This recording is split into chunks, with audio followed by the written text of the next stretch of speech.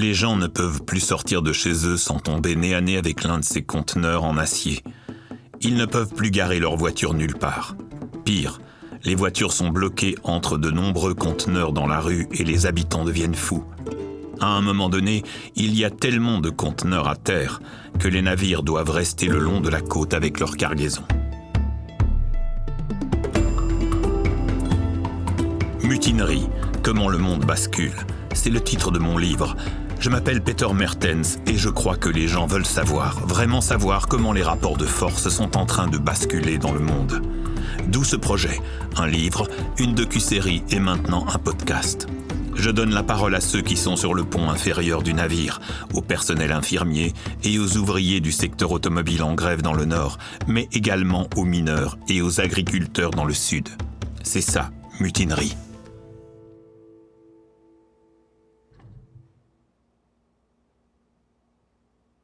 Avant de commencer ce deuxième épisode, permettez-moi de vous remercier d'avoir fait du premier épisode du podcast Mutinerie un tel succès.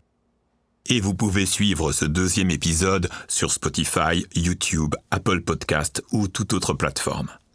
D'ailleurs, n'hésitez pas à partager Mutinerie le podcast avec vos amis.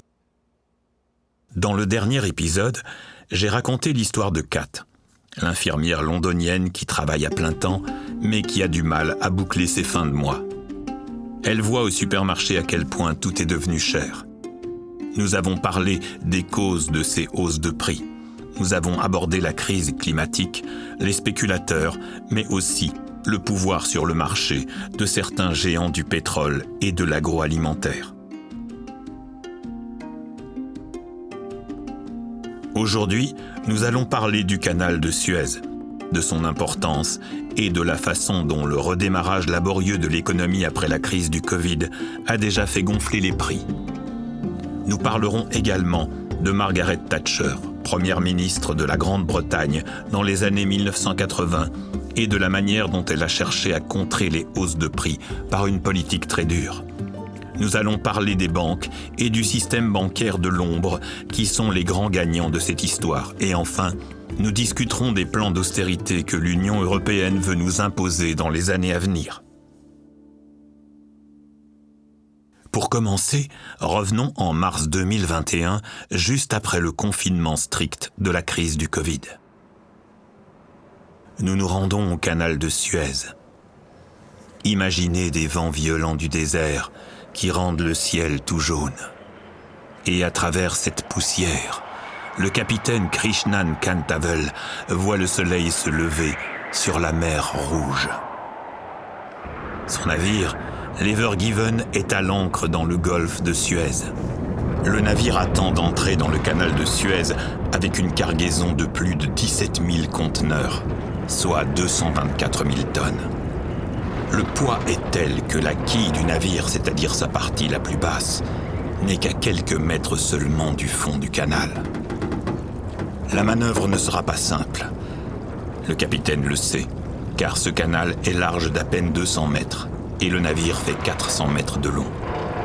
Il faut donc piloter avec précision. Il n'y a pas de marge d'erreur. De plus, le pilote et la direction du navire ne sont pas d'accord sur la question de savoir si le navire peut prendre la mer, car le temps est mauvais. Très mauvais. 4 ports de la région sont déjà fermés et pourtant, la pression sur le capitaine est grande. Sa cargaison vaut environ 1 milliard de dollars et chaque jour de retard entraîne des coûts énormes. Les conteneurs doivent atteindre le port de Rotterdam le plus rapidement possible. Et ce qui se passe alors fait la une des journaux du monde entier.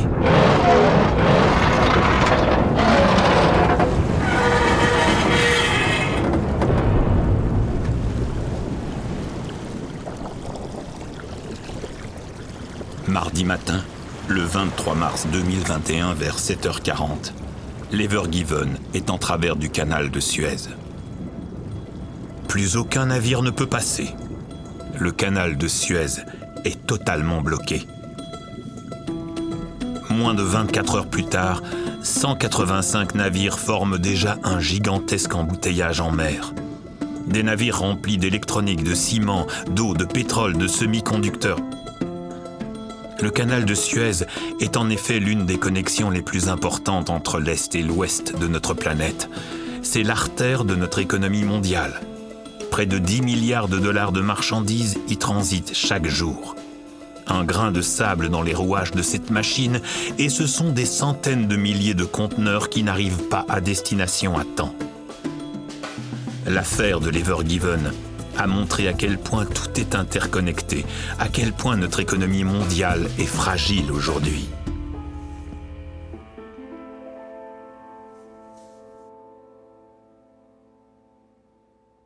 Dans cette histoire, les conteneurs jouent un rôle important. Il ne s'agit peut-être que d'une simple boîte en acier, mais le conteneur a grandement modifié le commerce mondial. Il est arrivé dans les années 1970 sous la forme d'un modèle standardisé. La même taille de conteneur dans le monde entier. Il s'agissait là d'une avancée très importante dans le domaine de la production just in time, c'est-à-dire une production juste à temps, sans stock. Il faut essayer de tout organiser pour que les matières premières et les marchandises soient livrées exactement où et quand les entreprises en ont besoin. Et avec de tels conteneurs, le chargement ou le déchargement d'un navire ne prend plus des semaines, mais seulement quelques jours. L'un des grands problèmes de la production just in time est qu'il ne peut y avoir le moindre retard. Rien ne peut aller de travers, car si quelque chose ne se déroule pas comme prévu, c'est toute la chaîne qui s'effondre. C'est ce que nous avons constaté avec l'Ever Given lorsqu'il s'échoue dans le canal de Suez. Cela fait 2 ans que nous sommes en pleine pandémie. Cela signifie que de nombreux pays sont toujours en récession et qu'un nombre incroyable d'heures de travail ont été perdues en raison du confinement. Des secteurs manufacturiers entiers ont été fermés. La fermeture d'un secteur a des conséquences sur les autres secteurs. Prenons un exemple. L'un des secteurs les plus importants est celui des semi-conducteurs. Pourquoi ? Tout simplement parce que les semi-conducteurs sont présents dans tout. Dans les ordinateurs portables, les voitures, les fours à micro-ondes, les réfrigérateurs, les téléphones portables, dans tout ce qui est électronique. Plus rien ne peut se faire sans les semi-conducteurs. Ils sont également essentiels à la production des voitures modernes. Que s'est-il passé pendant la pandémie ? Les gens télétravaillaient, ou de plus en plus de gens travaillaient depuis leur domicile, si bien que le secteur automobile avait annulé ses commandes de semi-conducteurs. Quant aux produits électroniques, en particulier les téléviseurs et les ordinateurs, ils faisaient l'objet de commandes supplémentaires, car les gens étaient bloqués chez eux devant leur ordinateur ou leur télé. Au moment du redémarrage de l'économie, les constructeurs automobiles veulent racheter des semi-conducteurs, mais ils n'ont plus accès à ces commandes, ce qui fait que tout part à volo. Les listes d'attente pour les voitures s'allongent, les prix s'envolent, et de nombreux ouvriers de l'industrie automobile sont mis au chômage temporaire. L'économie redémarre donc très difficilement après le Covid-19. On le voit également dans les ports américains. Les dockers y sont licenciés pendant la pandémie. Mais juste après la pandémie, il manque de dockers. Or, ils ne sont plus là. On n'en trouve plus. Cela signifie que les conteneurs s'empilent, même au beau milieu de quartiers résidentiels. Un article de journal datant de cette période, de novembre 2021, indique « Cauchemar autour du port de Los Angeles. Des conteneurs maritimes écrasent des voitures et bloquent des maisons. » On peut voir sur la photo une tour de conteneurs qui domine un quartier d'habitation. Les gens ne peuvent plus sortir de chez eux sans tomber nez à nez avec l'un de ces conteneurs en acier. Ils ne peuvent plus garer leurs voitures nulle part. Pire, les voitures sont bloquées entre de nombreux conteneurs dans la rue et les habitants deviennent fous. À un moment donné, il y a tellement de conteneurs à terre que les navires doivent rester le long de la côte avec leur cargaison.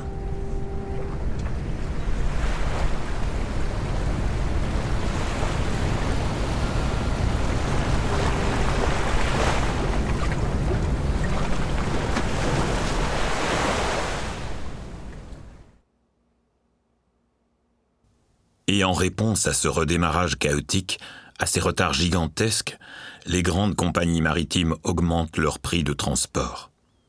Ces coûts augmentent effectivement lorsqu'un navire est immobilisé, mais les compagnies maritimes, qui organisent donc le transport de ces conteneurs, abusent également de la situation et de leur position de monopole. Cette année-là, les 10 plus grandes compagnies maritimes du monde réalisent un bénéfice estimé à 223 milliards de dollars. Il s'agit du même type de montant astronomique que ceux observés dans le secteur pétrolier et nous voyons donc ici la première source de ces hausses de prix, c'est-à-dire dans le rebond de l'économie post-Covid, lorsque les multinationales de conteneurs, entre autres, les gens ne peuvent plus sortir de chez eux sans tomber nez à nez avec l'un de ces conteneurs en acier. Ils ne peuvent plus garer leurs voitures nulle part. Pire, les voitures sont bloquées entre de nombreux conteneurs dans la rue et les habitants deviennent fous. À un moment donné, il y a tellement de conteneurs à terre que les navires doivent rester le long de la côte avec leur cargaison. Mutinerie, comment le monde bascule, c'est le titre de mon livre. Je m'appelle Peter Mertens et je crois que les gens veulent savoir, vraiment savoir comment les rapports de force sont en train de basculer dans le monde. D'où ce projet, un livre, une docu-série et maintenant un podcast. Je donne la parole à ceux qui sont sur le pont inférieur du navire, au personnel infirmier et aux ouvriers du secteur automobile en grève dans le nord, mais également aux mineurs et aux agriculteurs dans le sud. C'est ça, mutinerie.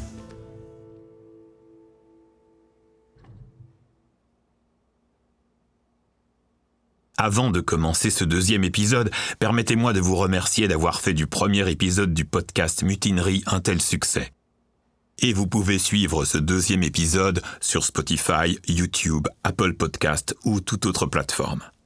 D'ailleurs, n'hésitez pas à partager Mutinerie le podcast avec vos amis. Dans le dernier épisode, j'ai raconté l'histoire de Kat, l'infirmière londonienne qui travaille à plein temps, mais qui a du mal à boucler ses fins de mois. Elle voit au supermarché à quel point tout est devenu cher. Nous avons parlé des causes de ces hausses de prix. Nous avons abordé la crise climatique, les spéculateurs, mais aussi le pouvoir sur le marché de certains géants du pétrole et de l'agroalimentaire. Aujourd'hui, nous allons parler du canal de Suez, de son importance et de la façon dont le redémarrage laborieux de l'économie après la crise du Covid a déjà fait gonfler les prix.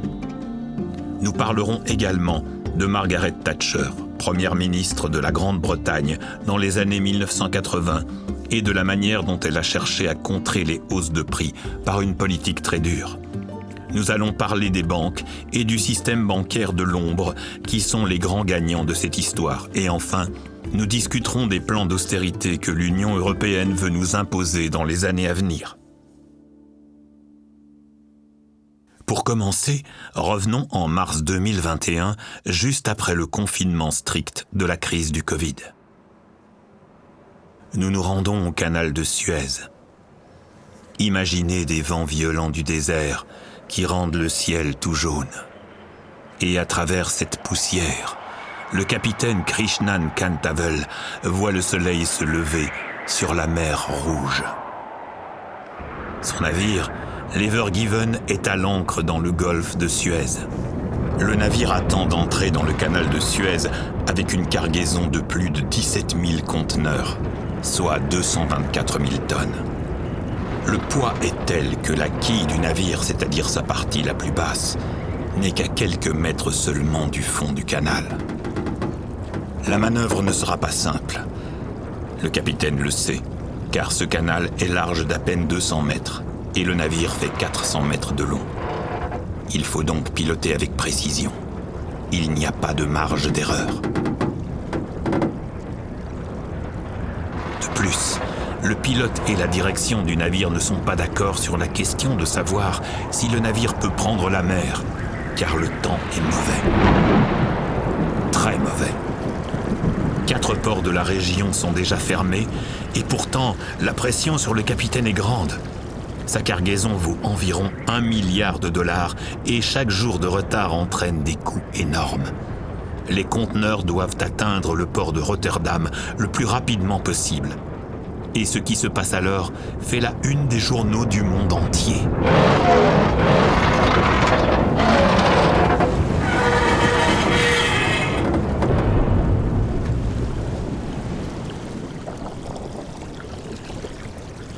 Mardi matin, le 23 mars 2021 vers 7h40, l'Ever Given est en travers du canal de Suez. Plus aucun navire ne peut passer. Le canal de Suez est totalement bloqué. Moins de 24 heures plus tard, 185 navires forment déjà un gigantesque embouteillage en mer. Des navires remplis d'électronique, de ciment, d'eau, de pétrole, de semi-conducteurs. Le canal de Suez est en effet l'une des connexions les plus importantes entre l'Est et l'Ouest de notre planète. C'est l'artère de notre économie mondiale. Près de 10 milliards de dollars de marchandises y transitent chaque jour. Un grain de sable dans les rouages de cette machine et ce sont des centaines de milliers de conteneurs qui n'arrivent pas à destination à temps. L'affaire de l'Ever Given a montré à quel point tout est interconnecté, à quel point notre économie mondiale est fragile aujourd'hui.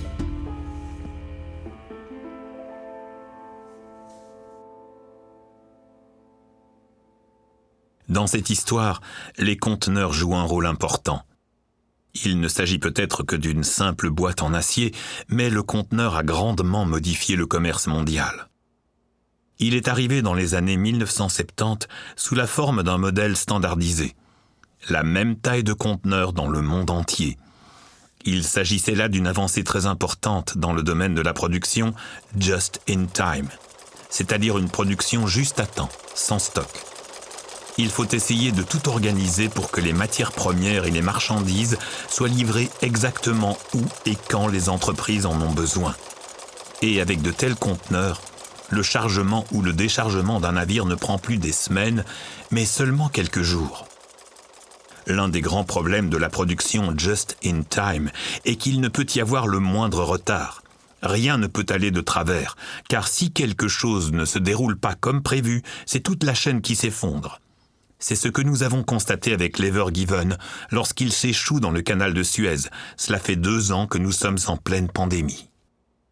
Cela signifie que de nombreux pays sont toujours en récession et qu'un nombre incroyable d'heures de travail ont été perdues en raison du confinement. Des secteurs manufacturiers entiers ont été fermés. La fermeture d'un secteur a des conséquences sur les autres secteurs. Prenons un exemple. L'un des secteurs les plus importants est celui des semi-conducteurs. Pourquoi ? Tout simplement parce que les semi-conducteurs sont présents dans tout. Dans les ordinateurs portables, les voitures, les fours à micro-ondes, les réfrigérateurs, les téléphones portables, dans tout ce qui est électronique. Plus rien ne peut se faire sans les semi-conducteurs. Ils sont également essentiels à la production des voitures modernes. Que s'est-il passé pendant la pandémie ?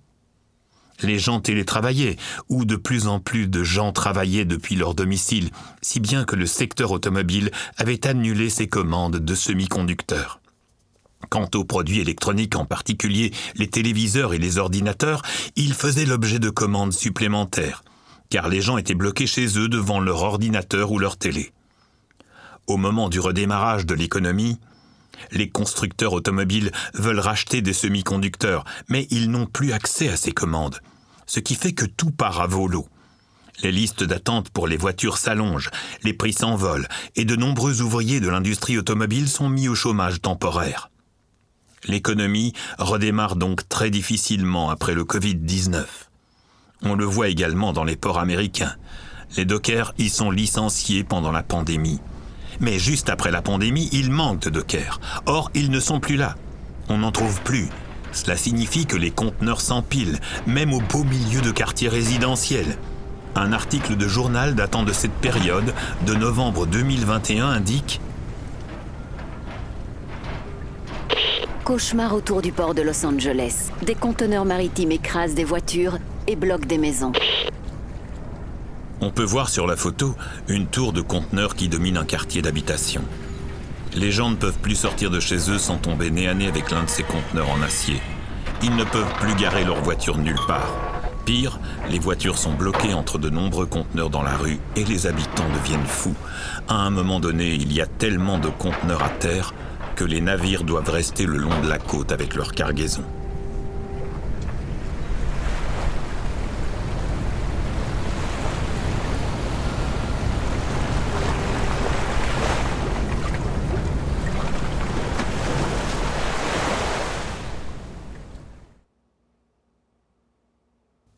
Et en réponse à ce redémarrage chaotique, à ces retards gigantesques, les grandes compagnies maritimes augmentent leurs prix de transport. Ces coûts augmentent effectivement lorsqu'un navire est immobilisé, mais les compagnies maritimes, qui organisent donc le transport de ces conteneurs, abusent également de la situation et de leur position de monopole. Cette année-là, les 10 plus grandes compagnies maritimes du monde réalisent un bénéfice estimé à 223 milliards de dollars. Il s'agit du même type de montant astronomique que ceux observés dans le secteur pétrolier et nous voyons donc ici la première source de ces hausses de prix, c'est-à-dire dans le rebond de l'économie post-Covid, lorsque les multinationales de conteneurs, entre autres, ont profité de la situation pour faire grimper les prix.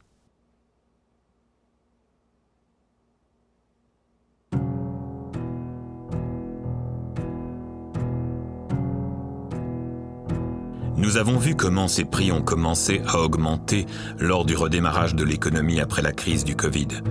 Comment ils ont continué à augmenter à cause de la crise climatique, mais aussi à cause de la spéculation, de la guerre et de la position de monopole de quelques très grands acteurs. La question est donc de savoir comment les responsables politiques réagissent à ces hausses de prix. Et cela se passe avec les hausses des taux d'intérêt.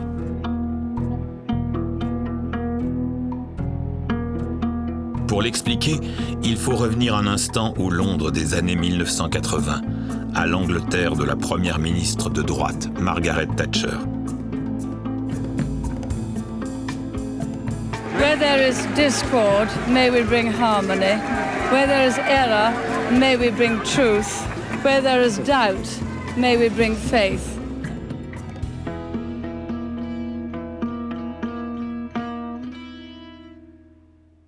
Margaret Thatcher était la première ministre britannique dans les années 1980, connue sous le nom de Dame de Fer en raison de la dureté de sa politique à l'égard des travailleurs.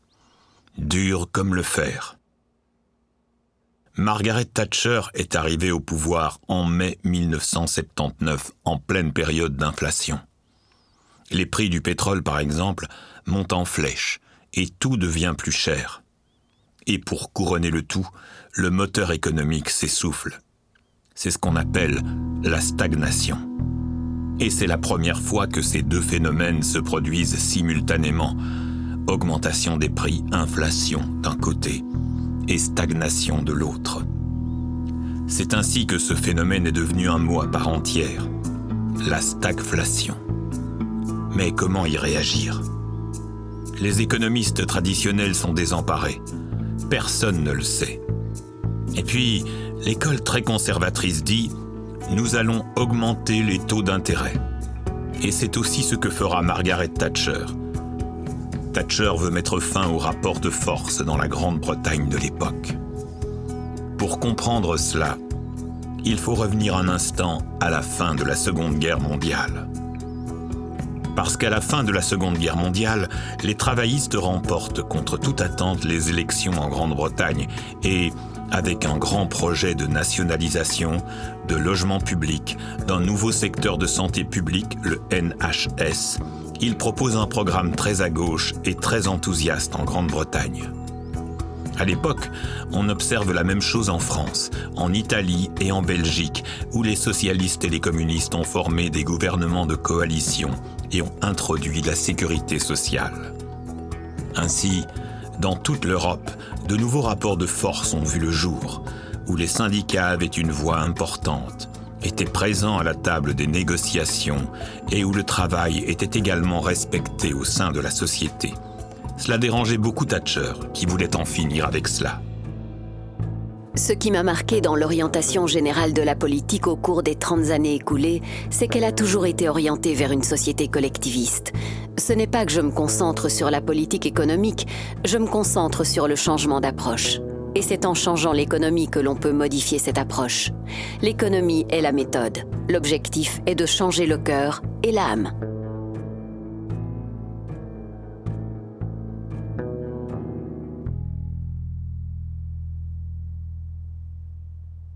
Si vous écoutez attentivement Margaret Thatcher, c'est très clair. Thatcher veut remplacer le collectivisme par l'individualisme. Elle veut remplacer la société du « nous » par la société du « je ». Et pour ce faire, elle trouve des alliés dans une école d'économie radicale du nom de Chicago School of Economics, et auprès du chef de file de cette école, Milton Friedman, qui avait la même idée. Il faut se débarrasser du consensus collectif de l'après-guerre. Et pour y parvenir, il faut d'abord briser les reins des syndicats. Milton Friedman sait aussi que chaque crise donne l'occasion de faire de nouvelles choses et que l'inflation galopante, ces hausses de prix des années 1970, sont une excellente occasion. La théorie de Friedman est donc la suivante.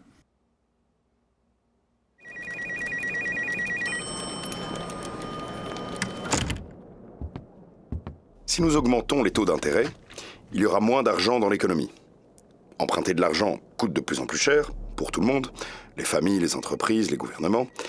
Et lorsque l'argent est plus cher, il est plus difficile d'emprunter ou d'investir. Oui, bien sûr. Si cela rend l'investissement plus difficile, les entreprises feront faillite plus rapidement. Le chômage augmentera et plus les gens devront se battre pour un emploi disponible, plus les salaires commenceront à baisser.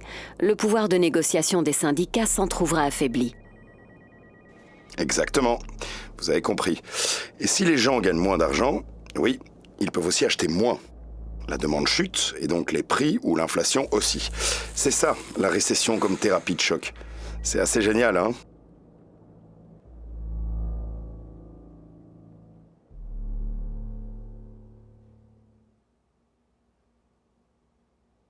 Et c'est effectivement un choc. En 1980 et 1981, le Royaume-Uni plonge dans la récession la plus profonde et la plus brutale depuis l'après-guerre.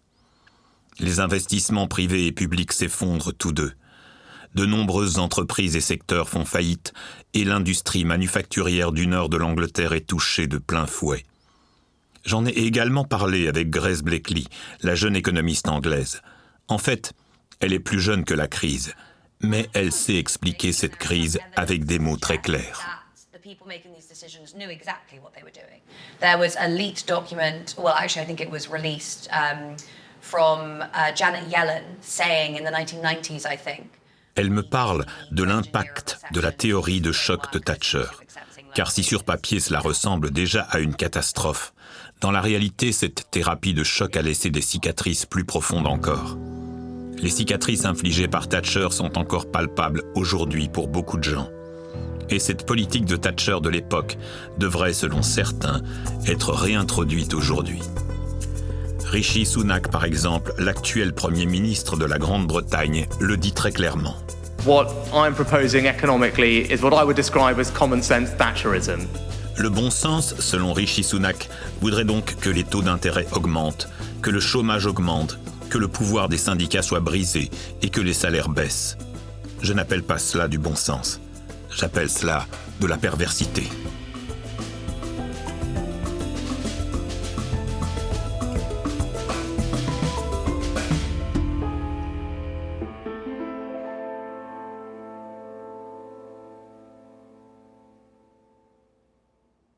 Récapitulons. D'un côté, il y a la hausse des prix, l'inflation, qui rend tout plus cher. De l'autre côté, il y a les réactions à cette inflation. En augmentant les prix de l'argent, on rend l'argent plus cher. La question est donc de savoir s'il y a des gagnants dans cette histoire. Et il y en a, certainement. L'un des gagnants est le secteur bancaire. Les ménages et les entreprises placent leur épargne dans des banques privées. Et celles-ci détiennent des comptes auprès de la Banque centrale européenne. C'est là que va tout